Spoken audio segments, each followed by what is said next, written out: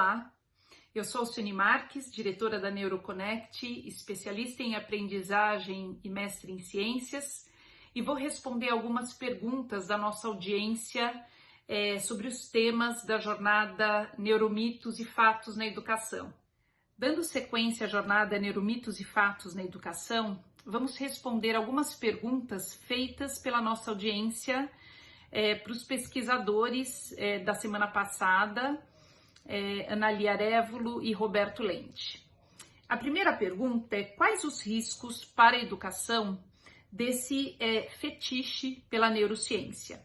E quem respondeu foi a Anali Arévolo, e ela disse o seguinte: os riscos são ser enganados por propostas e produtos pseudocientíficos que desviam recursos financeiros, de tempo, de talento, e não permitem os professores de focar em métodos que têm algum benefício comprovado. Uma das pessoas fez a seguinte pergunta: o que pode ser dito sobre os períodos sensíveis e a aprendizagem do adulto? E aí, a Anali Arévolo respondeu: os supostos períodos sensíveis são muitos e variados.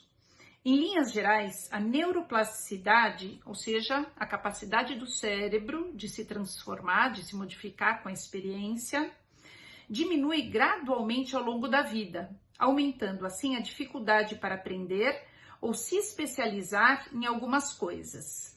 Porém, todos podemos adquirir novas informações, habilidades ao longo da vida. Para algumas habilidades muito específicas, exemplo, ouvido absoluto, para música, existem até pesquisas sugerindo a possível reabertura de alguns períodos críticos de forma farmacológica e através de treinos. Mas esse é um tema muito complexo e aí ela sugere que se leia, que se acompanhe o pesquisador Takao Hent. Então nós vamos disponibilizar o nome dele para quem tiver mais curiosidade sobre o tema. Foi também feita a pergunta sobre metacognição. Então, o que pode ser proposto para as diferentes faixas etárias para se desenvolver essa habilidade? Eu vou falar de forma bastante geral, porque o tema é muito amplo, mas nós lembramos aqui que metacognição é a consciência do próprio processo cognitivo, do próprio pensamento, e quando essa habilidade está mais avançada, é poder usar o próprio pensamento de uma forma estratégica para fazer uma atividade ou para solucionar um problema. Então, é uma habilidade que sim, que pode ser desenvolvida e que tem enormes impactos no desempenho acadêmico e nas habilidades cognitivas de uma maneira geral. Então, desde cedo, o professor pode estimular a criança a pensar alto, ou seja, a falar aquilo que ela está pensando enquanto ela está pensando. E o professor pode servir como um modelo nesse sentido.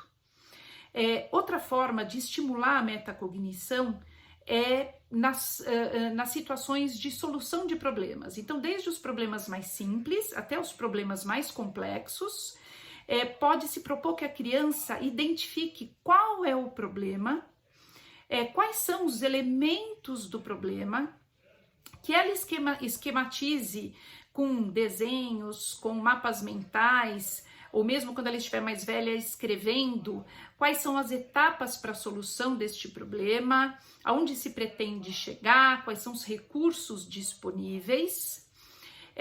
Depois ela poder avaliar como é que foi esse processo de solução de problema, o que ela sabia, o que ela não sabia relativo àquele problema, o que ela aprendeu e comparar aquela situação com outras que tenham sido apresentadas ou vividas por ela.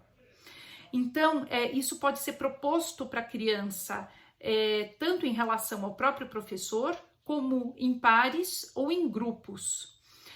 Quando há um erro, também é uma oportunidade enorme, de se desenvolver essa metacognição. Então, perguntar para a criança como ela pensou para chegar àquele determinado resultado, aquela determinada resposta, porque aí o professor também vai poder mostrar para ela aonde eventualmente esse processo de pensamento se perdeu ou se equivocou, que levou a uma resposta que não era aquela esperada, ou aquela devida.